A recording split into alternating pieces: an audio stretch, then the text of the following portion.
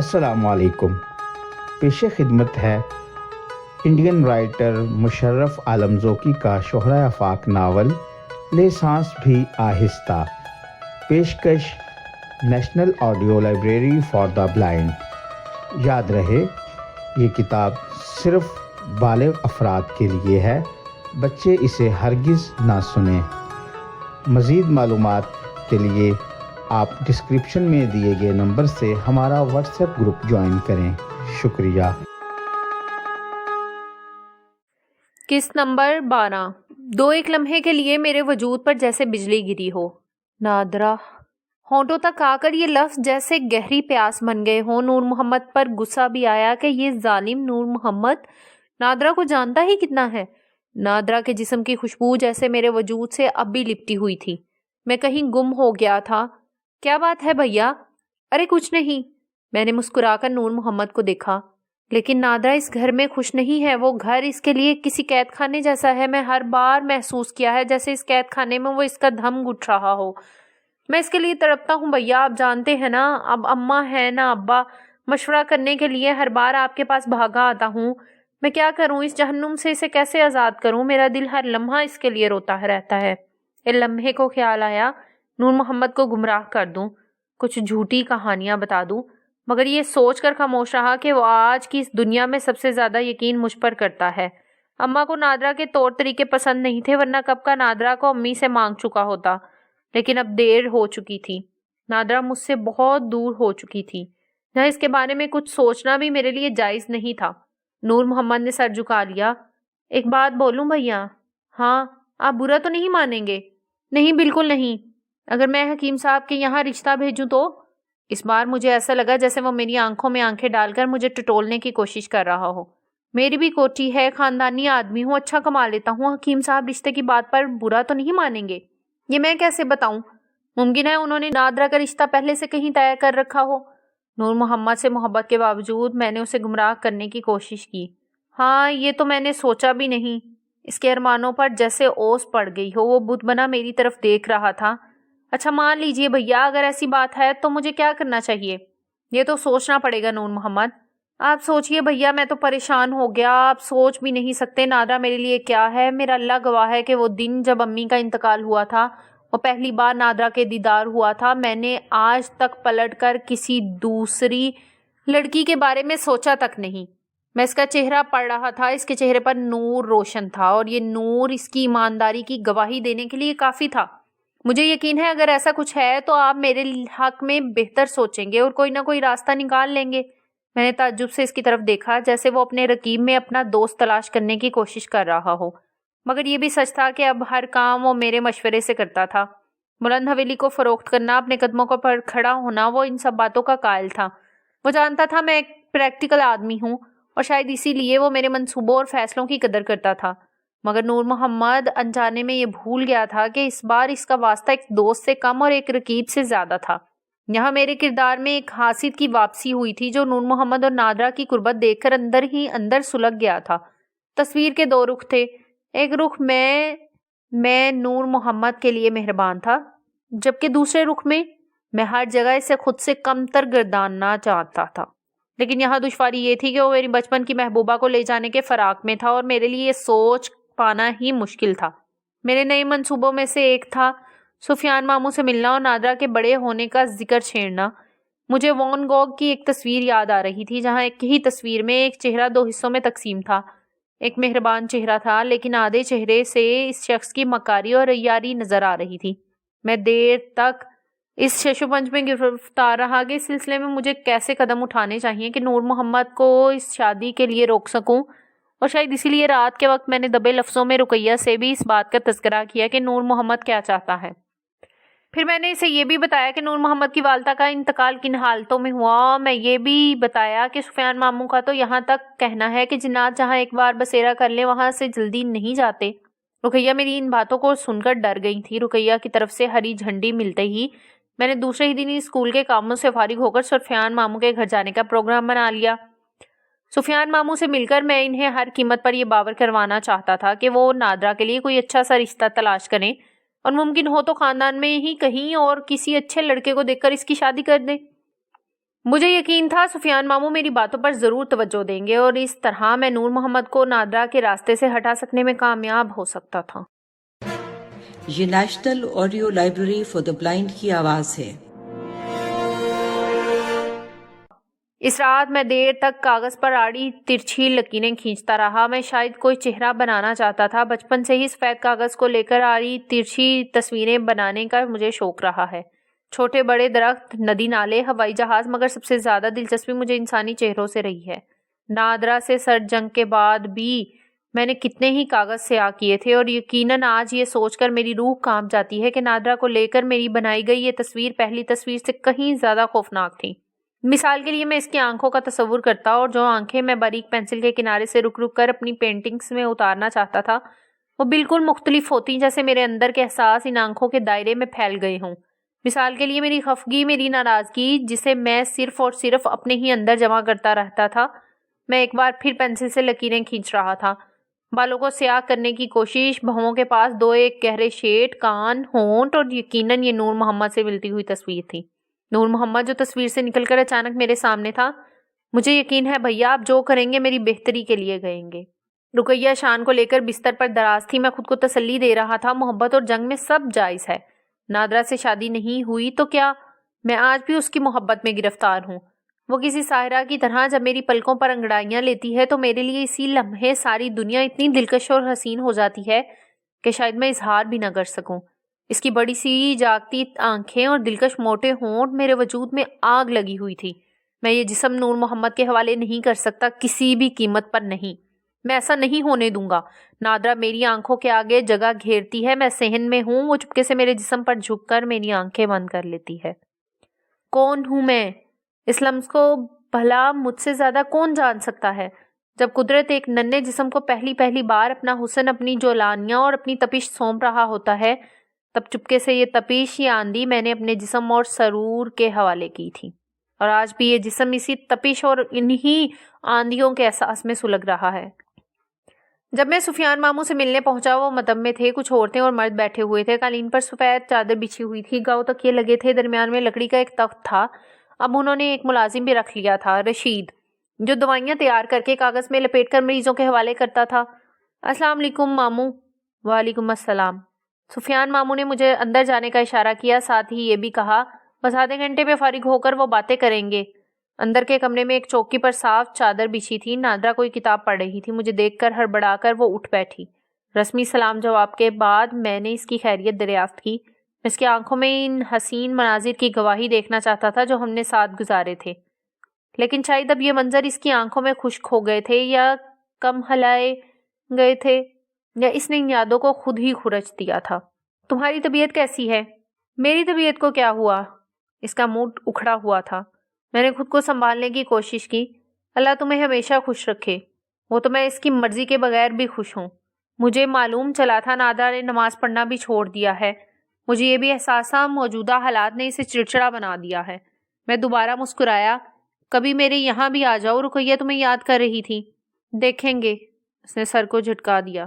ممانی آ گئی تھی، چہرہ گلاب کی طرح کھلا ہوا۔ مجھے دیکھ کر وہ کھلکھلا کر ہنس پڑی۔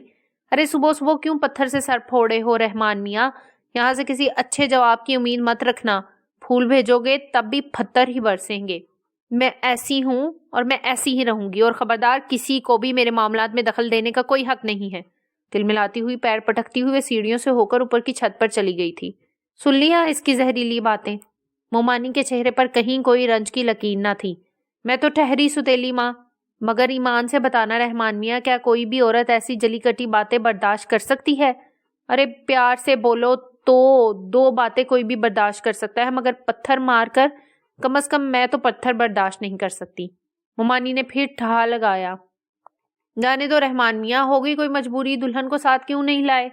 رقیہ کی طبیعت ناساز تھی، اس لیے خود ہی ملنے آ گیا۔ موسم بدل رہا ہے، کوئی گھبرانے کی بات تو نہیں ہے؟ نہیں مومانی، ذرا سر میں درد تھا، اس لیے رقیہ اور شان کو گھر چھوڑ کر میں خود ہی آ گیا۔ چلو اچھا کیا۔ حکیم صاحب بھی 2 دنوں سے بہت یاد کر رہے تھے، کہہ رہے تھے نئے زمانے کی نئی ہوا ہے، بچے رشتے ناتے ہی بھول گئے۔ نہیں مومانی، ایسی بات نہیں ہے۔ اب دیکھیے ایک چھوٹا سا اسکول چلا رہا ہوں، اسکول کی مصروفیت بھی کم نہیں رہتی، پھر گھر کی مصروفیت الگ، وقت کہاں بچتا ہے۔ ہاں یہ بھی صحیح کہا، وقت کہاں ہے، یہاں تو پہلے میں سلائی کے کاموں میں مصروف رہتی تھی، مگر اب اللہ کی دعا سے مریض اتنے آنے لگے کہ حکیم صاحب نے میرا کام ہی بند کرا دیا کہ اب گھر میں رہو اور گھر کے کام دیکھو، بس سارا دن کھانا بناتے رہو اور حکیم صاحب کے خاص دوستوں کے لیے چائے ناشتہ کا انتظام کرتے رہو۔ ممانی ہنس رہی تھی۔ مگر یہ اچھا لگتا ہے رحمان میاں، بس یہ نادرہ سمجھ میں نہیں آتی، جانے کس مٹی کی بنی ہے۔ میں بھی نادرہ کی ہی باتیں کرنے آیا تھا، آخر بھائی ہوں اس کا۔ اماں بھی نادرہ پر جان چھڑکتی تھی، میں نادرہ کی طرف سے صفائی دے رہا تھا۔ مگر ممانی آپ تو جانتی ہے حقیقت، کچھ بچے اپنے وقت سے سمجھوتا نہیں کر پاتے۔ نادرہ بھی سمجھوتا نہیں کر پائی، بس یہی غلطی ہے۔ ممانی نے پھر ٹھہا لگایا، کیا میں اتنی بری ہوں رحمان میاں؟ ارے تقدیر کے لکھے گا کوئی کیسے روک سکتا تھا؟ پھر 2-4 دن کی بات نہیں، اب ایمان سے ایک بات بتاؤ رحمان میاں، میں کیوں چاہوں گی کہ میرے گھر میں خوشحالی کی جگہ ہر وقت ناراضگی کا ماحول رہے؟ میں تو ٹہری جی کھول کر ہنسنے والی، لیکن بھیا کتنی بار منت حضوری کروں، 100 پیار سے سمجھا کر دیکھ لیا۔ وہی محاورہ، پتھر پر گھاس نہیں اگتی، 2 ہاتھوں سے ہی تالیاں بجتی ہیں رحمان میاں، ایک ہاتھ سے نہیں بجتی۔ ممانی کے بارے میں اڑتی ہوئی افواہیں میں نے بھی سنی تھی، مگر ممانی کا کہنا واجب تھا اور ممانی کی باتوں سے سچائی بھی جھلک رہی تھی۔ ایک بات کہوں، برا تو نہیں مانو گے رحمان میاں؟ بالکل بھی نہیں، مجھے شک ہے، لیکن اب میرا یقین پختہ ہوتا جا رہا ہے۔ کیسا یقین، کیسا شک؟ ارے نادرہ کو لے کر۔ میں کچھ سمجھا نہیں ممانی، میں نے ان سے بھی ابھی تک ذکر نہیں کیا ہے، مگر نادرہ کی حرکتیں دیکھ کر اب میں تمہیں کیسے سمجھاؤں؟ آپ پہیلیاں مت بجھائیے ممانی، جو بات دل میں ہے وہ زبان پر لے آئیے۔ مجھے معلوم ہے اگر آپ کو کسی طرح کا کوئی شک ہے تو اس کے پیچھے منطق بھی ہوگی۔ ممانی کچھ دیر تک سوچ میں گم رہی۔ تم بھی مجھے برا سمجھو گے رحمان میاں؟ بالکل نہیں ممانی، آپ بغیر کسی جھجک کے کہیے۔ اس بار ممانی میں پھسپھسانے والے لہجے میں کہا، مجھے شک ہے کہ نادرہ پر سحر کیا گیا ہے، میں نے کئی بار اکیلے میں اسے خود سے باتیں کرتے ہوئے سنا ہے۔ کیا؟ میرے ذہن میں اچانک پٹاخے پھٹنے لگے تھے۔ اب سحر تو ہوتا ہے میاں، سحر سے تو انکار نہیں کرو گے۔ مجھے ممانی کی بات بالکل جھوٹی لگ رہی تھی، کوری افواہ، لیکن یہی موقع تھا جو میں دیر سے تلاش کرنے کی کوشش کر رہا تھا، اور ممانی نے خود ہی مجھے یہ موقع دے دیا تھا۔ لیکن جب تک نادرہ حویلی میں تھی بالکل ٹھیک تھی ممانی، اوپری ہوائیں تو اچانک اپنے اثر میں لے لیتی ہیں، کیا پتا کبھی چھت پر گئی ہو یا کبھی۔ مجھے سوچنے دیجئے۔ میں نے کچھ دیر تک سوچنے کا ناٹک کیا۔ ہاں ممانی، چھت پر تو جاتی تھی نادرہ، لیکن وہ ایک دن کیا؟ آپ نے تو سنا ہی ہوگا کہ کوٹھی میں نور محمد کی والدہ کا انتقال ہوا تھا، ان پر جنات سوار تھے۔ ہاں، ممانی نے سر ہلایا۔ جب نور محمد کی والدہ کا انتقال ہوا تھا، اماں کے ساتھ نادرہ بھی ان کے گھر گئی تھی۔ لے پکڑ لیا، ارے نادرہ کو وہاں لے جانے کی کیا ضرورت تھی؟ جنا سیب تو مرنے کے بعد بھی جگہ نہیں چھوڑتے۔ ہاں، یہی بات سفیان ماموں نے بھی کہی تھی۔ بالکل درست بات، اب سمجھ میں آیا۔ اچھا یہ بتاؤ رحمان میاں، کیا وہاں سے لوٹنے کے بعد نادرہ خوش تھی؟ مجھے یاد آیا یہی موقع تھا جب سفیان ماموں کی شادی کی بات چلی تھی اور نادرہ سارا دن روتی رہتی تھی۔ نہیں ممانی، اس دن کے بعد سے میں نے کبھی نادرہ کو خوش نہیں دیکھا۔ بس میری بات سولے آنا سچ، یہاں ہی ہوا، وہ کوٹھی گئی اور مرحومہ کا سایہ اس کے سر آ گیا۔ کبھی اسے اکیلے میں دیکھو، خود سے باتیں کرتی ہے، میں آپ ہی اب ہنستی ہے۔ لیکن اب کیا کیا جائے رحمان میاں، جوان لڑکی کو ایسے تو نہیں چھوڑا جا سکتا، کچھ تو سوچنا ہی ہوگا ممانی، آخر گھر کی لڑکی ہے۔ اب سفیان ماموں سے کیوں نہیں بات کرتی؟ نہیں رحمان میاں، میں موقع دیکھوں گی، پھر ان سے بات کروں گی۔ کیا تم جھاڑ پھونک پر یقین رکھتے ہو؟ یہاں سنتے ہیں تالاب والی مسجد کے پاس ایک صوفی رہتے ہیں، وہ جن بوت بکاتے ہیں، لیکن اس سے بڑا سوال ہے کیا نادرہ آپ کے ساتھ وہاں جانا پسند کرے گی ممانی؟ وہ تو آپ کی کسی بات کا سیدھے منہ جواب بھی نہیں دیتی۔ ہاں یہ بات بھی سولے آنے سچ، اور حکیم صاحب تو لے جانے سے نہیں رہے، پھر کیا کیا جا سکتا ہے رحمان میاں؟ شادی؟ ممانی چوک کر بولی، یہ کیا کہہ رہے ہو رحمان میاں؟ ایسی لڑکیوں کا حل شادی ہی ہے ممانی، کبھی کبھی ایسی لڑکیاں شادی سے ٹھیک ہو جاتی ہیں، اور میں نے سنا ہے کہ شادی کے بعد جنات ایسی لڑکیوں کو زیادہ پریشان کرتے ہیں۔ یہ تو تقدیر کی بات ہے ممانی، کچھ جن اچھے بھی ہوتے ہیں جو شادی کے بعد ناحق عورتوں کو پریشان نہیں کرنا چاہتے۔ یہ بات بھی سولے آنا سچ، لیکن کوئی ڈھنگ کا لڑکا بھی تو ہو۔ ممانی نے کچھ سوچتے ہوئے کہا، ایک وہ لڑکا آتا ہے، بڑے پیسے بنا رہا ہے، مجھے پسند بھی ہے۔ نور محمد؟ میرے دماغ میں پھر دھماکے ہونے لگے تھے۔ ہاں وہی۔ ارے ممانی، جس کوٹھی میں جانے سے نادرہ پر سحر ہوا، کیا آپ اسے دوبارہ وہاں بھیجنا پسند کریں گی؟ ارے نہیں، توبہ، میں بھی کیا سوچنے لگی۔ ممانی نے پیار سے اپنے گال تھپتھپائے، یہ تو بھول ہی گئی تھی کہ اس کوٹھی میں جنات کا بسیرا ہے۔ اللہ، حکیم صاحب بھی نادرہ سے بہت پیار کرتے ہیں۔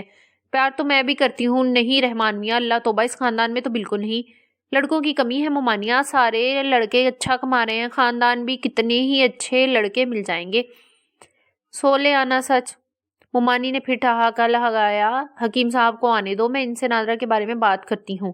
ارے گفتگو کے درمیان تمہیں چائے ناشتے کے بارے میں پوچھنا ہی بھول گئی، ٹھہرو میں چائے بناتی ہوں۔ ممانی چائے بنانے چلی گئی۔ میں جس مقصد سے آیا تھا وہ پورا ہو چکا تھا۔ میں نے ٹھنڈی سانس لی۔ وان گوگ کی وہ تصویر اب بھی میری نگاہوں میں گھوم رہی تھی، جہاں ایک ہی چہرے میں دو مختلف جذباتوں کی ترجمانی کی گئی تھی۔ میں آہستہ سے مسکرایا۔ میں نے انتہائی کامیابی کے ساتھ اپنا مہرہ چلا لیا تھا۔ اب دیکھنا یہ تھا کہ نور محمد اپنی جانب سے کیا کارروائی کرتا ہے۔ تاریخ کی کتابیں پڑھتے ہوئے میں یہ ضرور سیکھ گیا تھا کہ دشمن کو کبھی خود سے کمزور نہیں سمجھنا چاہیے، اور یہاں میرا سب سے بڑا دشمن نور محمد تھا۔ یہ national audio library for the blind کی آواز ہے۔ اس کے ٹھیک دوسرے دن شام کے وقت نور محمد مجھ سے ملنے آیا تھا۔ ایک بڑی عمارت کا ٹھیکہ اسے ملا تھا۔ وہ بہت خوش نظر آ رہا تھا۔ میں نے اسے بتایا کہ میں نادرا سے ملنے گیا تھا اور میری حکیم صاحب اور ان کے اہلیہ سے گفتگو ہوئی۔ میری بات پر اس کا چہرہ کھل گیا تھا۔ مجھے یقین ہے آپ نے ضرور میرے لیے بات کی ہوگی۔ میرے دل کو اس کی بات سے دھکا لگا تھا، لیکن میں مسکرایا۔ تمہاری تو بات کرنے گیا تھا، پھر کیا باتیں ہوئیں؟ میں نے ممانی سے تمہاری دل کھول کر تعریف کی، انہیں بتایا کہ نادرا کو تم سے بہتر لڑکا نہیں ملے گا۔ فرتے جذبات سے اس کی آنکھوں میں آنسو آ گئے تھے۔ اس نے میرے ہاتھوں کو چوم لیا۔ میں جانتا ہوں آپ مجھ سے کس حد تک محبت رکھتے ہیں۔ آپ جو بھی کریں گے میری بہتری کے لیے کریں گے۔ وہ اپنے خوابوں میں ڈوب گیا تھا۔ ایک بات بتاؤں بھیا، میں نے تو پوری پلاننگ کر رکھی ہے۔ جب نادرا گھر میں آئے گی سارے کمرے کو اس کی تصویروں سے سجا دوں گا، خوب بڑی بڑی تصویریں۔ اس کی نظر میز کی طرف گئی۔ یہ وہی کاغذ تھا جس پر کل رات میں آڑی ترچھی لکیریں کھینچ رہا تھا۔ وہ تعجب سے اور کچھ مسکرا کر اس تصویر کو دیکھ رہا تھا۔ یہ تصویر آپ نے بنائی ہے؟ ہاں، میں رکھ لوں اسے آپ کا تحفہ سمجھ کر؟ ایک بار پھر میرے دل کو دھکا لگا تھا۔ یہ وہی تصویر تھی جسے بناتے ہوئے میرے ذہن میں نادرا کا چہرہ تھا، مگر جب لکیریں مکمل ہوئی تو ان آڑی ترچھی لکیروں میں مجھے نور محمد کا چہرہ نظر آ رہا تھا۔ مجھے اس بادشاہ کی کہانی یاد آ رہی تھی جس نے اپنے ملک کے سب سے بڑے مصور کو بلا کر اپنی تصویر بنانے کے لیے کہا تھا۔ مصور کی ایک محبوبہ تھی اور مصور ہمہ وقت اس کے خیالوں میں گم رہتا تھا۔ جب تصویر مکمل ہوئی اور بادشاہ اس تصویر کو دیکھنے آیا تو وہ خون کے گھونٹ پی کر رہ گیا اور مصور کو موت کی سزا سنا دی۔ مصور نے بادشاہ کی جگہ محبوبہ کی تصویر بنا دی تھی۔ رکھ لوں اسے؟ نور محمد پوچھ رہا تھا۔ ارے کیا کرو گے اس کا؟ بس یوں ہی آڑی ترچھی لکیریں ہیں، یہ تمہارے کس کام آئیں گی؟ میں بھیا کے اس ہنر سے واقف نہیں تھا، میں اسے فریم کرا کے اپنے کمرے میں لگا لوں گا۔ عقیدت کے ساتھ اس نے آڑی ترچھی لکیروں والے اس چہرے کو چوم لیا۔ میں مسکرا رہا تھا۔ بھلا نور محمد کو کیا معلوم کہ یہ تصویر کس کی تھی، لیکن اس تصویر کو بناتے ہوئے میں رقابت اور حسد کی آگ میں جل رہا تھا، اور تصویر کو بغور دیکھنے پر یہ عکس نمایاں تھا۔ وہ دوبارہ نادرا کی باتیں لے کر بیٹھ گیا۔ وہ بے حد پیاری لڑکی ہے، ایک بے حد معصوم سی گڑیا۔ اس نے زندگی میں بہت دکھ دیکھے ہیں۔ شادی کے بعد میں اس کی زندگی خوشیوں سے بھر دوں گا، کچھ اس طرح کہ وہ کبھی بھی پیچھے پلٹ کر اپنے گزرے کل کو نہ دیکھ پائے۔ آپ جانتے ہیں بھیا، آج کل میں ضرورت سے زیادہ محنت کر رہا ہوں صرف نادرا کے لیے، کہ نادرا کے پاس دولت کی کمی نہ ہو، وہ جو بھی خیال کرے اس کے پاس حاضر ہو جائے۔ اس کی آنکھیں مستقبل کے خوابوں میں الجھ گئی تھیں۔ بس جلدی سے ان لوگوں کی طرف سے ہاں کرا دو بھیا، اور میں جانتا ہوں یہ کام صرف آپ ہی کر سکتے ہیں۔ مجھے بہت جلدی ہے بھیا، میں نادرا کو اور زیادہ مصیبت میں نہیں دیکھ سکتا۔ ان لمحے کو مجھے لگا نادرا نے میرا ہاتھ جھٹک کر نور محمد کا ہاتھ تھامنے میں غلطی نہیں کی۔ شاید نادرا نے نور محمد کے اندر کے معصوم اور بھولے بھالے انسان کو دیکھ لیا تھا۔ مجھے یاد آیا شروعاتی ملاقاتوں میں وہ مجھ سے باتیں کرنا بھی پسند نہیں کرتی تھی، اور جب اس نے بات کا آغاز کیا تو پہلی بار جو جملہ اس کے منہ سے ادا ہوا تھا وہ تھا، تم بہت بدمعاش ہو۔ میں نے ان آوارہ خیالوں کو جھٹک دیا۔ مجھے کسی قیمت پر بھی نادرا کے لیے نور محمد کا ساتھ پسند نہیں تھا، اور نور محمد تھا کہ سب سے زیادہ بھروسہ اسے میری ذات سے ہی تھا۔ پتہ نہیں قدرت کا کھیل تھا یا کیا تھا، شاید اسے اس وقت ہم دونوں سمجھنے سے قاصر تھے۔ نور محمد مسکرا کر میری طرف دیکھ رہا تھا۔ ایک بات بتاؤں بھیا؟ ہاں، تم مجھے پاگل سمجھو گے بھیا، لیکن ہر پیار کرنے والا شاید پاگل ہی ہوتا ہے۔ اس نے نظر جھکا لی تھی۔ شرمانے کی ضرورت نہیں ہے، بتا۔ میرے اندر اب بھی پٹاخے چھوٹنے کی دھمک جاری تھی۔ مجھے یقین تھا شادی کے بعد مجھے بیٹی ہوگی، بالکل نادرا کی طرح۔ تیکھے نین نقش، ایک پیاری سی بیٹی جس میں میرا نہیں صرف اور صرف نادرا کا عکس ہو، اور میں نے تو ابھی سے اپنی بیٹی کا نام بھی سوچ لیا ہے۔ اچھا، نگار۔ نور محمد نے پلٹ کر میری طرف دیکھا۔ نگار محمد؟ نگار میری بیٹی، پیارا سا نام ہے نا، نون سے نادرا اور نون سے نگار۔ وہ ہنس رہا تھا اور نور سے نور محمد، میرے اندر ایک بار پھر دھماکے تیز ہو گئے تھے۔ میں اس کے معصوم چہرے کو دیکھ رہا تھا، وہ بغیر کسی جھجک کے اپنے تمام راز مجھ پر کھول رہا تھا، یہ جانے بغیر کہ اس وقت میرے دل میں کیا چل رہا ہے اور تقدیر کو کیا منظور ہے۔ لیکن تقدیر کے آگے میری شکست ہوئی تھی اور معصوم نور محمد کی محبت جیت گئی تھی۔ سفیان ماموں نے اس رشتے پر اپنی منظوری کی مہر لگا دی تھی۔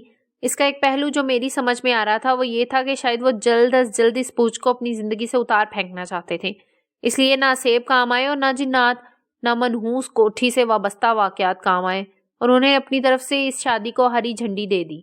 پھر دھوم دھام سے یہ شادی ہو گئی۔ نور محمد میری محبت کا قرضدار تھا۔ اسے بار بار یہی خیال آتا تھا کہ اگر میں اپنی جانب سے شادی کی بات نہیں چھیڑتا تو شاید یہ ممکن نہیں تھا۔ یہ national audio library for the blind کی آواز ہے۔ تو شادی ہو گئی اور قارئین، اب آپ کو ایک بار پھر یہاں ٹھہرنا ہوگا کیونکہ بدلتے وقت کو شاید اسی شادی کا انتظار تھا۔ نور محمد کو اندازہ نہیں تھا کہ شادی کے اس پردے میں وقت کتنی بھیانک اور خوفزدہ کہانی تحریر کرنے جا رہا ہے، اور اس درمیان پچھلے 3-4 برسوں میں ملک کا نقشہ بدل گیا تھا، اور یہ وہی زمانہ تھا جب ہندوستان اور پاکستان اچانک آمنے سامنے آ گئے تھے۔ ہندوستان میں چاروں طرف اندرا گاندھی کی گونج تھی۔ ہندوستانی اخبار نے شیخ مجیب الرحمان کو ایک ہیرو کی طرح پیش کیا تھا، اور ادھر پاکستانی اخبار مسلسل ہندوستان کے خلاف آگ اگل رہے تھے۔ مشرقی پاکستان سلگ رہا تھا اور یہ بھی کہا جا رہا تھا کہ پاکستان کی تقسیم کا منصوبہ دراصل اندرا گاندھی کا منصوبہ تھا، جسے تیار کر کے شیخ مجیب الرحمان کو دیا گیا تھا۔ پاکستان بننے کے بعد سے ہی مغربی پاکستان کی قیادت کو مشرقی پاکستان سے خطرے کی بو آنے لگی تھی۔ اس کی وجہیں صاف تھی، ایک تو یہ کہ بنگالی بولنے مچھلی کھانے والوں کا یہ علاقہ بہت بڑا علاقہ تھا اور ممکن تھا کہ آنے والے وقتوں میں حکومت کی کمان بنگالیوں کے ذمے سونپ دی جاتی۔ مغربی پاکستان کی اسی نفرت سے بنگلہ قوم پرستی کا جنم ہوا تھا۔ یہ نفرت آہستہ آہستہ بڑھتی جا رہی تھی۔ مغربی پاکستان کی سرکاری زبان اردو تھی، جبکہ مشرقی پاکستان کے لوگ بنگلہ زبان کو وہی درجہ دیے جانے کے حق میں تھے جو درجہ اردو کو حاصل تھا۔ پاکستان بارود کے ڈھیر پر کھڑا تھا۔ نفرتیں اپنی انتہا پر تھیں۔ بھٹو اور شیخ مجیب الرحمان کے نام بچوں بچوں کی زبان پر تھے۔ آخرکار 16 دسمبر 1971 کو مشرقی پاکستان الگ ہو گیا، لیکن اس کے نتائج کے طور پر ہندوستانیوں کے دل بھی دھڑک گئے تھے۔ جیسے میں یاد کرتا ہوں تو ممانی دونوں ملکوں کی اس ریاست سے خاصا بے چین نظر آتی تھی۔ ان کے بھائی مشرقی پاکستان میں تھے اور ان دنوں وہاں سے صرف لوگوں کے مرنے اور بھاگنے کی خبریں ہی موصول ہو رہی تھیں۔ یہ اتفاق ہی تھا کہ شادی کے بعد کی زندگی نے ممانی کو اچانک اس حادثے سے دور کر دیا تھا۔ جیسے اچانک وہ سفیان ماموں سے سوال کرتی، وہاں سب ٹھیک ہوگا نا؟ ہاں، سنتے ہیں کہ 15 لاکھ لوگ مارے گئے۔ ارے سب خبر ہے، میرے بھائی زندہ تو ہوں گے نا؟ وہ اپنے ایک دور کے رشتہ دار بھائی کو یاد کرتی تھی جو مشرقی پاکستان میں تھے۔ لو زندہ کیوں نہیں ہوں گے؟ ارے آج کل راستے بند ہیں، جنگ کا ماحول ہے، خط کا آنا بھی بند ہے، آ جائیں گے۔ ممانی کو تسلی ہو جاتی، ملنے والے آ جاتے تو مشرقی پاکستان کی خبریں دوبارہ سلگ جاتی۔ سفیان ماموں اس کے لیے ہندوستان کو ذمہ دار ٹھہراتے تھے۔ وہ غصے میں کہتے، یہ پوری سیاست اندرا کی ہے۔ میں مسکرا کر کہتا، آپ کو پاکستان میں ہونا چاہیے تھا، ماموں یہاں کیسے آ گئے؟ ماموں اس بات پر برہم ہو جاتے، کتابیں بھی پڑھا کرو رحمان، کم سے کم اردو اخبار تو پڑھا کرو۔ پاکستان کی تقسیم تو ایک دن ہونی ہی تھی، اور اس کے لیے کوشش تو اسی وقت شروع ہو گئی جب 16 اکتوبر 1951 کو وزیر اعظم لیاقت علی خان کا قتل کیا گیا۔ اب لیاقت علی خان کے قتل سے سقوط ڈھاکہ کا کیا تعلق ہے؟ کیسے نہیں؟ ماموں زور سے بولتے ہوئے ٹھہر جاتے۔ لیاقت علی خان کے قتل کے بعد وہاں فوج کی بے جا مداخلت شروع ہو گئی۔ کوئی قانون نہیں تھا۔ صورتحال تب ہی زیادہ خراب ہوئی۔ شیخ مجیب الرحمان نے مشرقی پاکستان کی طرفداری میں 6 نکاتی پروگرام جاری کیے اور 1966 میں انہیں گرفتار کر لیا گیا۔ 1959 میں یحییٰ خان آ گئے، انتخاب ہوا۔ عوامی لیگ نے سب سے زیادہ سیٹیں حاصل کی۔ پیپلز پارٹی کی مشرقی پاکستان میں کارکردگی 0 رہی۔ مینڈیٹ کے مطابق عوامی لیگ کو حکومت بنانی تھی اور شیخ مجیب الرحمان کو ملک کا وزیر اعظم بننا طے تھا، لیکن پارلیمنٹ کا اجلاس نہیں بلایا گیا۔ یحییٰ ان بنگالیوں کو اقتدار سے دور رکھنا چاہتا تھا۔ ادھر شیخ مجیب الرحمان صوبائی خود مختاری کا مطالبہ کر رہے تھے اور اس آگ کو اندرا جی ہوا دے رہی تھی۔ اکتوبر 1971 سے ہی ہندوستانی فوج بھی بنگلہ دیش پہنچ چکی تھی۔ چٹاگانگ سے ہوتے ہوئے ہندوستان فوج نے سلہٹ سیکٹر پر قبضہ کر لیا تھا۔ مجیب تو اندرا کے اشاروں پر مکتی باہنی کا سہارا لے کر پاکستان کے سینے میں کیل ٹھونکنے کا کام کر رہے تھے. مجھے ہنسی آتی ہے، یعنی غلطی آپ کی، لڑیں بھی آپ، اور قصور ہندوستان کا. عوامی لیگ زیادہ سیٹیں لے کر آئی تو مجیب کو وزیر اعظم کیوں نہیں بنایا؟ بنا دیتے تو کوئی مسئلہ ہی سامنے نہ آتا. ایسے کیسے بنا دیتے؟ ماموں کا چہرہ غصے میں سلگ رہا ہوتا. بری خبر ہے، بہت سے لوگوں کے بننے کی خبریں آ رہی ہیں. مکتی باہنی اور ہندوستانی فوج نے بہت نقصان پہنچایا ہے. وہاں لوگ نیپال اور دوسرے راستوں سے بھاگ کر ہندوستان میں پناہ لے رہے ہیں. سفیان ماموں کی آواز درد میں ڈوب جاتی. پتہ نہیں پاکستان کی کتنی تقسیم ابھی اور باقی ہے. بلوچستان، سندھو دیش، جناب پور، وزیرستان، پشتونستان، خدا خیر کرے برگ گرتی ہے تو بیچارے مسلمانوں پر. خبروں کا سب سے زیادہ اثر سلطان ماموں پر تھا. وہ چپ رہنے لگے تھے. شاید پاکستان اب بھی ان کے لیے صرف ایک خواب تھا، ایک ڈراؤنا خواب. وہ اس ڈراؤنے خواب کو بھول جانا ہی بہتر سمجھتے تھے. بھولے بٹ کے پاکستان کا تذکرہ بھی ہو جاتا تو وہ پن ڈبہ سے پانی کاغذ چبانے لگتے اور ٹہلنا شروع کر دیتے. ایک مشرقی پاکستان کیا، ابھی اس پاکستان کے کئی حصے ہونا باقی ہیں. خدا نہ کرے کھانا جنگی ہے، میں سب کچھ لٹتا ہوا برباد ہوتا ہوا دیکھ رہا ہوں. اور یہ وہی دور تھا جب شیخ مجیب کے ہاتھوں میں بنگلہ دیش کی قیادت آ گئی تھی. ہندوستان اور پاکستان کے درمیان فاصلے بڑھ گئے تھے اور یہاں ان بے رحم جنگوں اور خون خرابہ سے کہیں زیادہ بے رحم اور خوفناک کہانی کی شروعات ہو گئی تھی. یہ national audio library for the blind کی آواز ہے. یادوں کی ریل چلتے چلتے ٹھہر گئی تھی. میں نے دیکھا میں پوری طرح پسینے میں بھیگ چکا ہوں. مجھے پروفیسر نیلے کی یاد آ رہی تھی. اب ان سے ملنا ضروری ہو گیا تھا. پرفریب پہاڑیاں. پروفیسر نیلے باہر صحن میں ہی مل گئے. ان کی اہلیہ 2-1 دنوں سے بیمار چل رہی تھی. کیا ہوا ہے بابی کو؟ نہیں کوئی خاص بات نہیں ہے، لیکن اس عمر میں صحت کا خیال رکھنا پڑتا ہے. سارا کیسی ہے؟ میں نے بتایا. سارا واپس ممی ڈیڈی کے پاس چلی گئی. تب تو سناٹا ہو گیا ہوگا. ہاں لیکن ابو بابا اور حلیمہ کی وجہ سے گل گلزار لگتا ہے. دونوں ہر وقت لڑتے رہتے ہیں. میں نے مختصراً یہ ساری کہانی انہیں سنا دی تھی. نور محمد اور نادرہ کی شادی کی بات پر وہ کچھ دیر کے لیے اداس ہوئے. میری طرف دیکھا، پھر پلٹ کر آس پاس کے درختوں اور پہاڑی سلسلے کو دیکھنے لگے. وہ آہستہ سے بولے، کچھ باتیں میری سمجھ میں آ رہی ہیں، چلیے باہر سیر کرتے ہوئے گفتگو کرتے ہیں.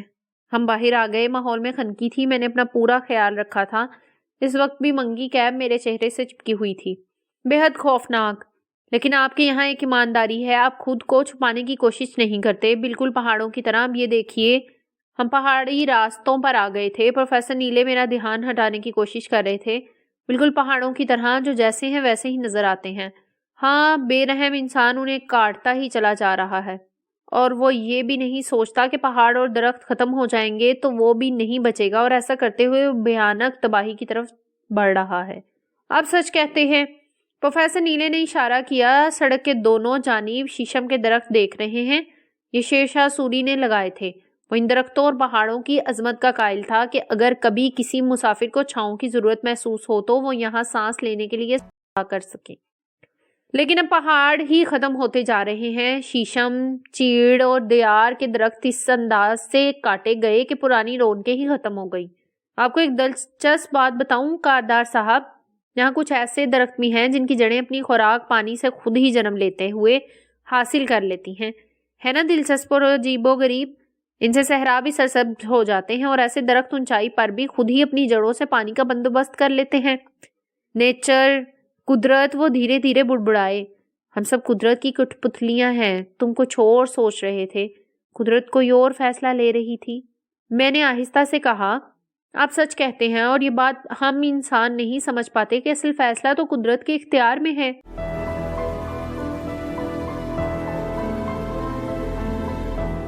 اگر آپ نے ہمارا چینل سبسکرائب نہیں کیا تو ابھی سبسکرائب کریں اور ساتھ ہی بیل آئیکن پر کلک کریں تاکہ ہماری نئی آنے والی بکس کی اپڈیٹس آپ کو ملتی رہیں. لائک کریں، شیئر کریں اور کمنٹس کر کے اپنی رائے کا اظہار کریں اور یہ بھی بتائیں کہ آپ کو ہماری بکس کیسی لگتی ہیں.